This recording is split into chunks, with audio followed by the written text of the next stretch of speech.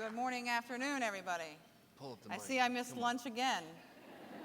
They were just asking me how I stay in shape, and I said, this is how. I get invited to lunch all the time, and then when I get there and I get to sit down, they're pulling the dessert plates Debbie, off you the want her to table. fix So, well, it's really an honor for me to be here, No, I think we're gonna and make it work, to be in the Lisa. company of Thanks, so Bill. many prestigious women in your profession. And you know, I was asked to come here and give the keynote speech, not so much about my job, but about my personal story and how I ended up where I am today. And I hope that a little bit of what I have been through is somewhat of a motivator for you. I can tell you, it wasn't always motivating for me, but I hope will be motivating for you.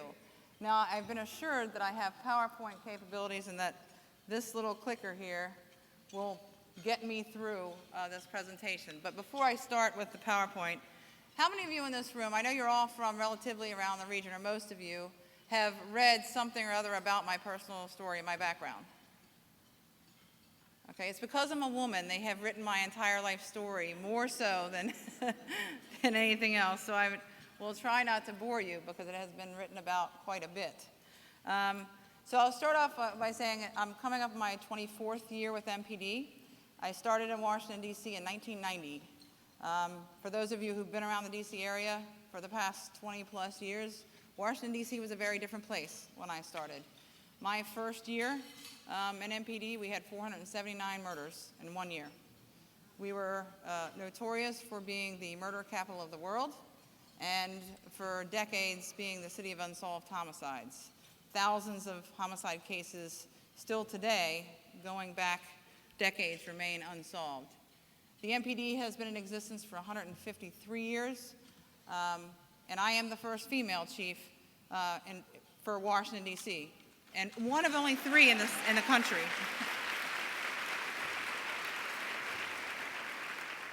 One of only three major cities right now with women in charge. I can tell you I've been going to the Major City Chiefs Conference every year, and for the first time last year had women sitting at the table with me. It was quite a change. So things are changing. And if you don't know, the current head of the Secret Service, the head of the DEA, and the head of the U.S. Marshal Service now are all women. So the revolution's begun. The guys always get real nervous when I say that. So the other thing that, if you haven't read all the stories that I think a lot of people didn't know, is when I started in MPD back in 1990, I came when I was 23 years old. I was a single mom, and I had a 9th grade education with a GED.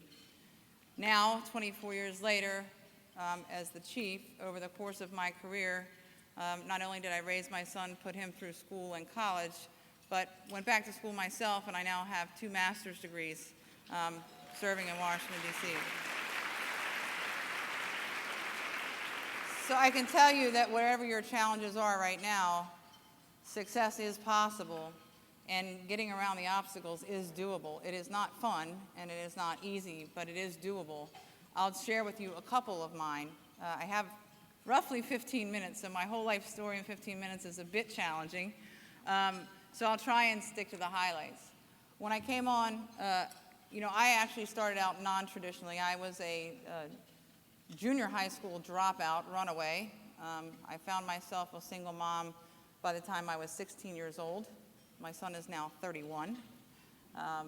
So I was a single mom with really no education, trying to find a way to go back to work and provide a better life for my son and an education for my son. So I started out waitressing, but I saw an ad in the Washington Post back in 1990 that the Metropolitan Police Department was hiring 1,000 officers, and that they would take the first 1,000 people in the room to take the exam over at Eastern High School. So I went and stood in line all day.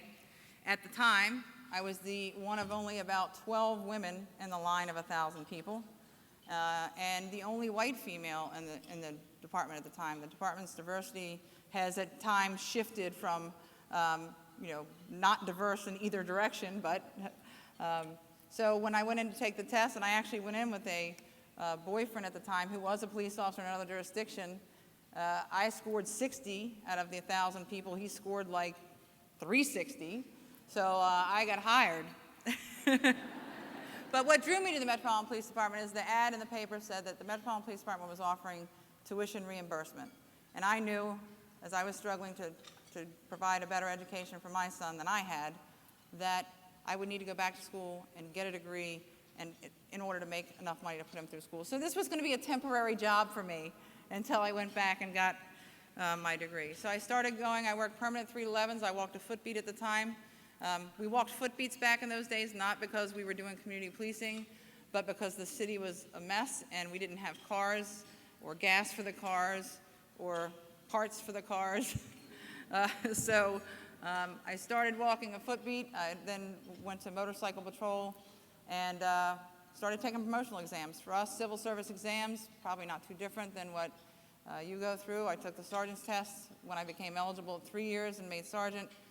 5 years eligible to take lieutenant's test, came out top of the lieutenant's list, made lieutenant. Captain's list, took that. 7 years, came out top of the captain's list. After that, everything's appointed. So by the time I had a little over 8 years on, I was appointed to my first rank to run Major Narcotics Branch in Washington, D.C.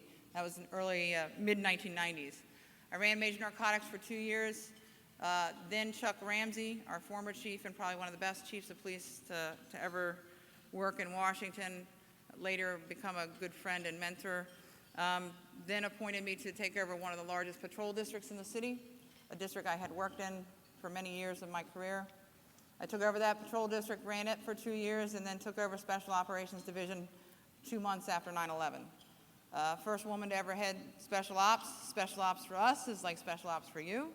It is the most testosterone-driven unit in the police department. There had never been a woman in charge. As you would imagine, I was welcomed with open arms. I took over SOD. I had about 15 years on it, 16 years on at the time.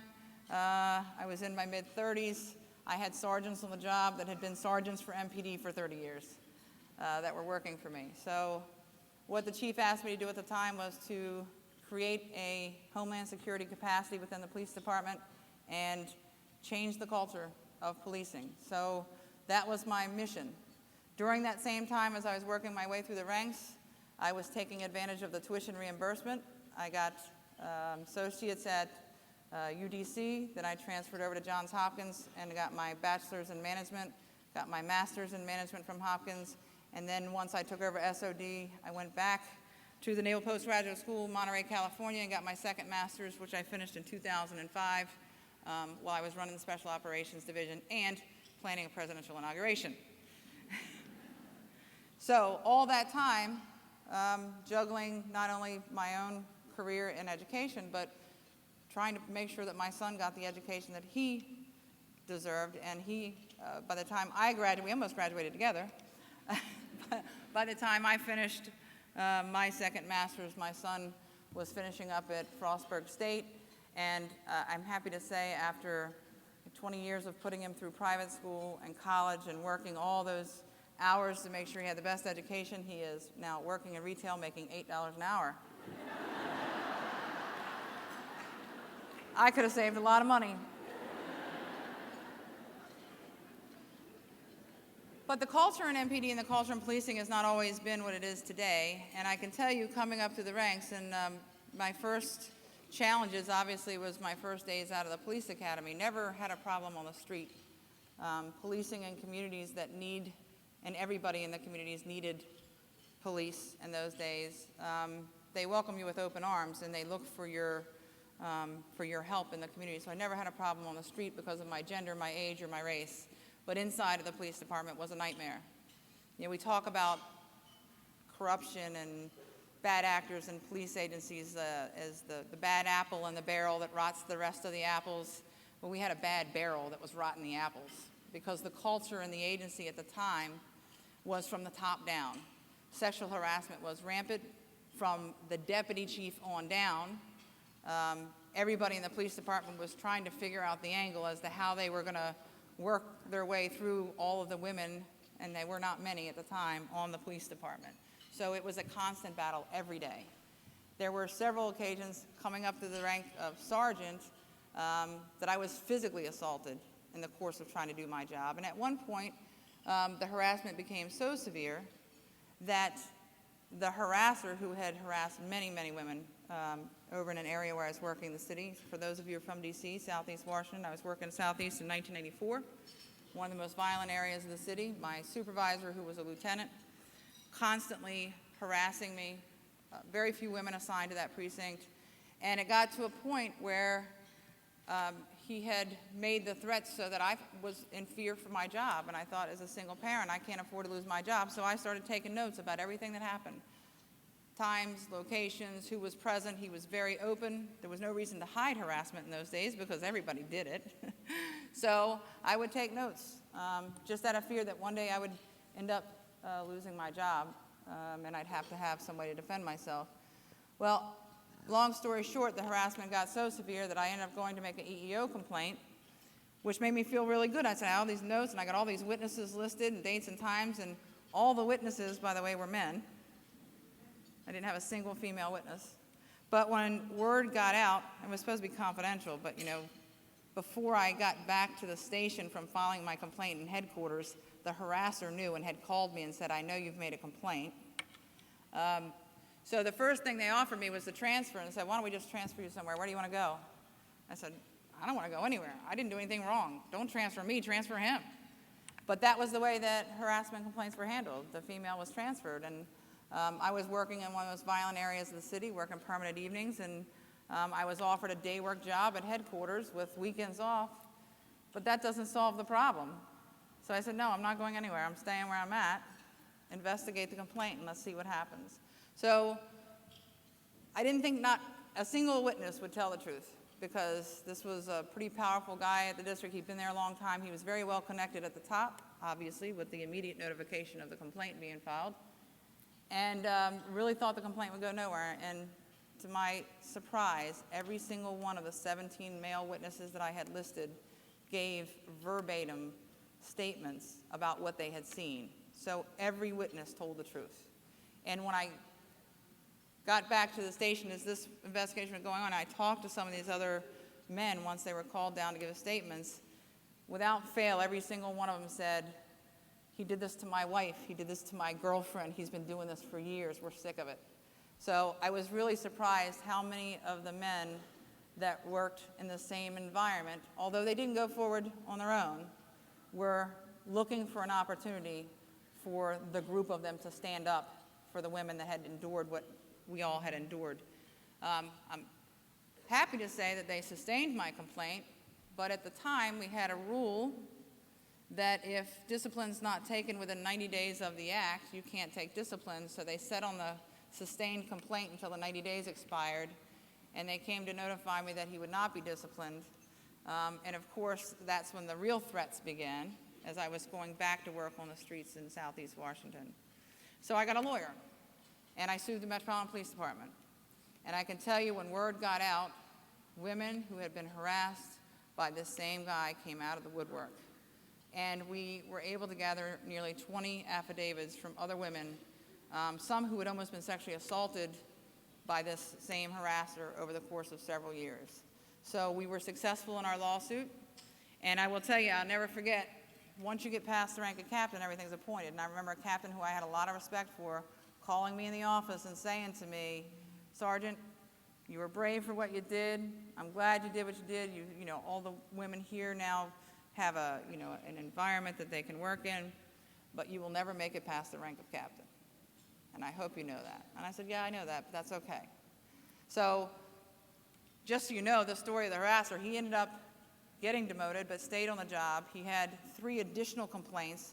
It wasn't until that were sustained. It wasn't until the last complaint where the harassment was against a civilian victim of a crime when he lost his job with 19 years of service and his retirement.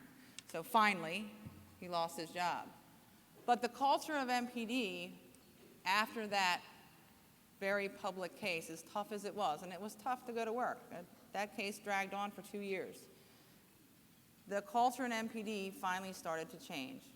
And it took a handful of women who were just fed up, who most of which had families they were trying to support, just couldn't afford to lose their jobs, and we stood up for ourselves. And so, needless to say, I made it past the rank of captain.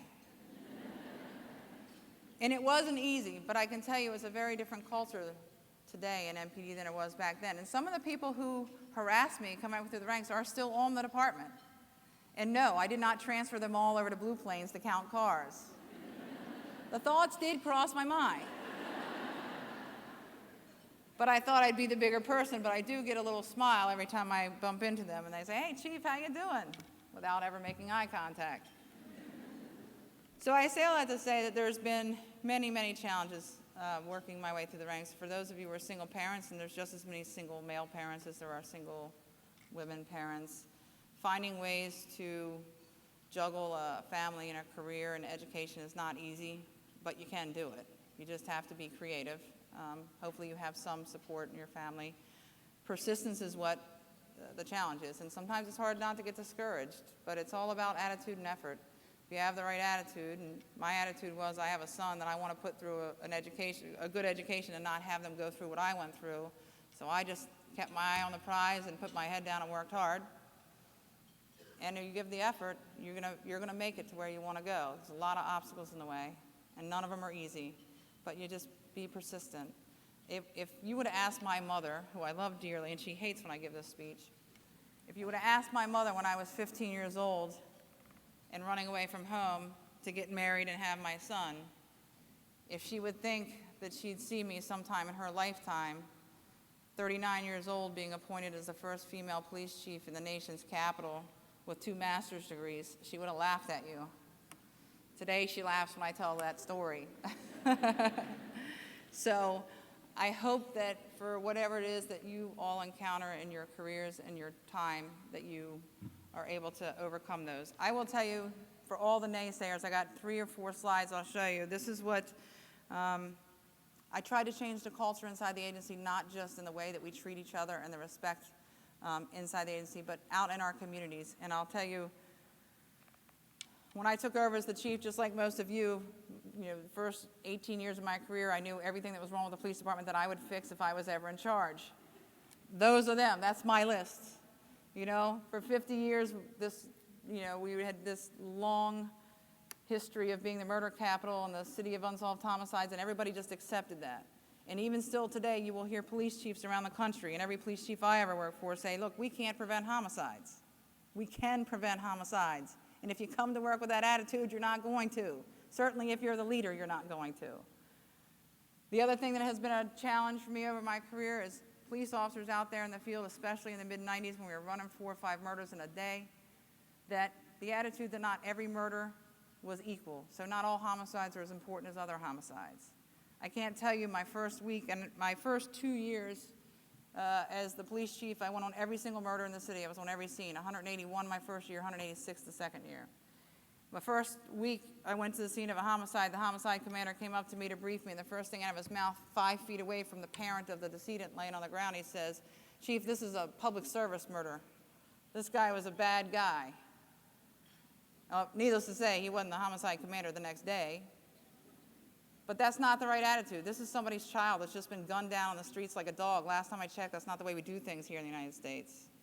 So, police officers that fought technology. In 2006, right before I took over as chief, we were still using pagers.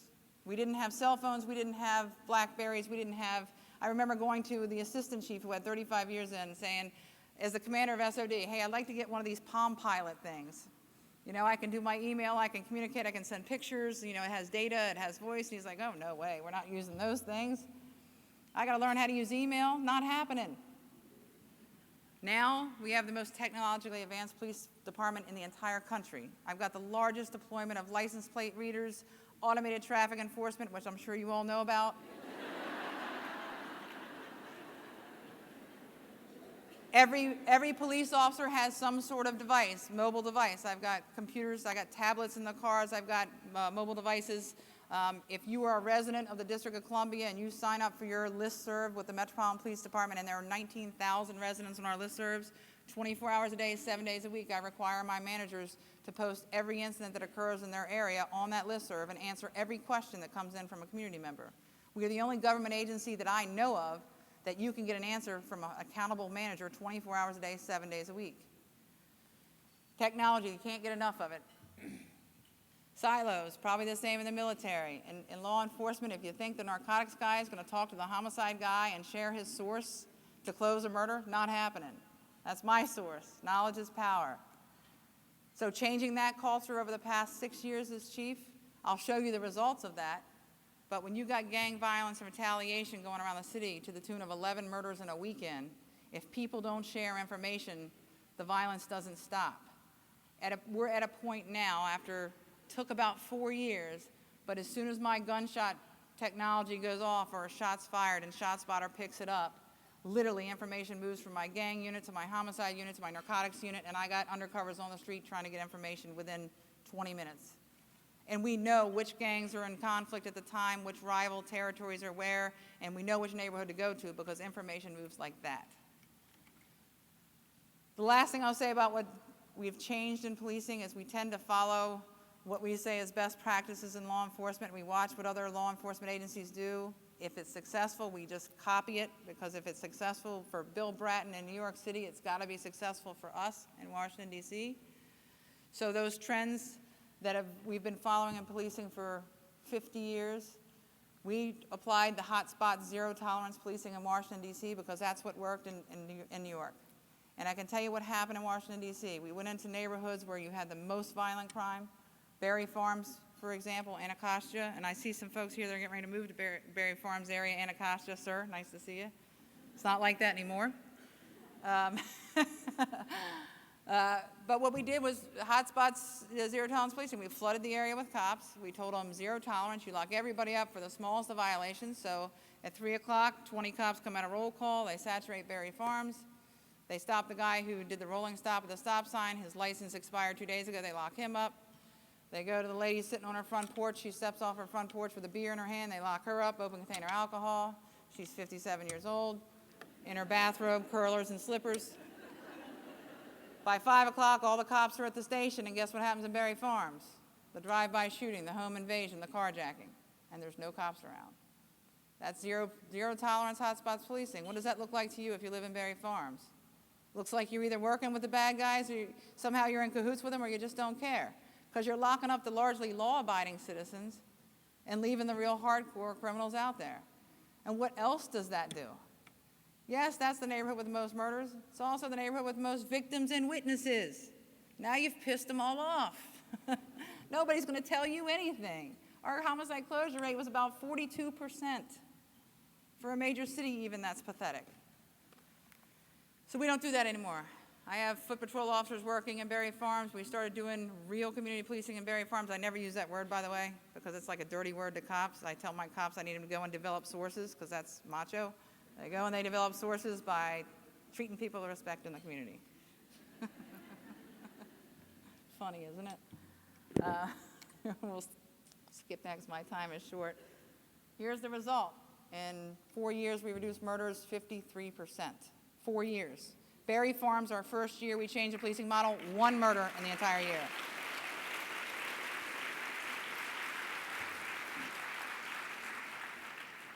We actually, at 31 murders today, a little over 6 months into the year. In 2007, it was not uncommon for me to have 23 to 27 murders in a month.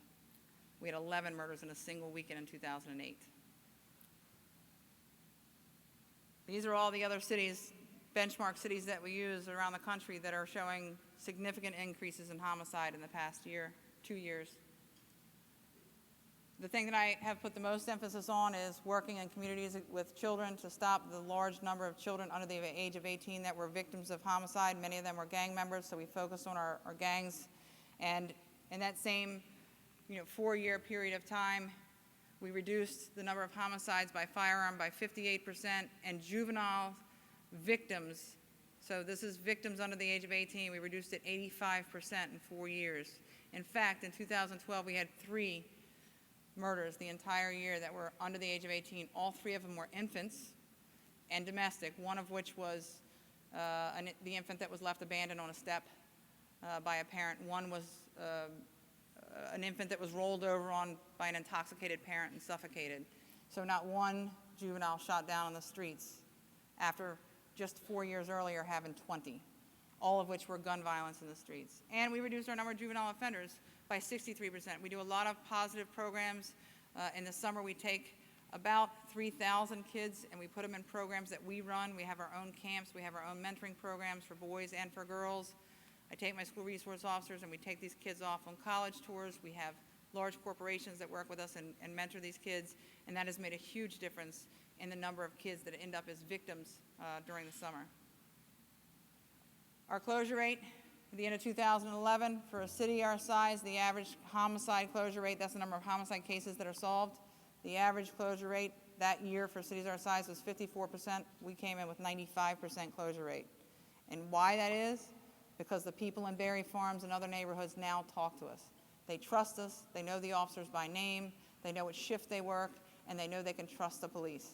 So the information, last year we came in 82%, right now we're running about 86% closure rate for our homicides. One of the highest closure rates in the country.